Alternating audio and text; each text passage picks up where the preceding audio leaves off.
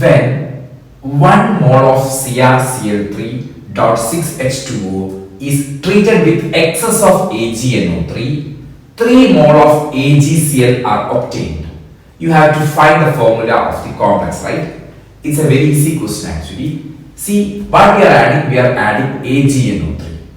And what we are getting? 3 mole of AgCl, which means this particular compound contains 3 ionizable chlorine or 3 ionizable chloride ion. Correct?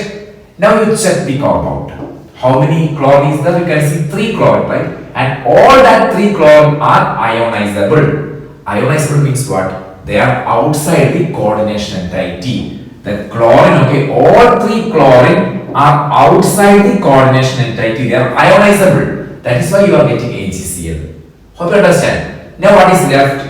You have chromium, the central metal, and see what is remaining. You have water molecules, right? They will be acting as ligand. Hope you understand.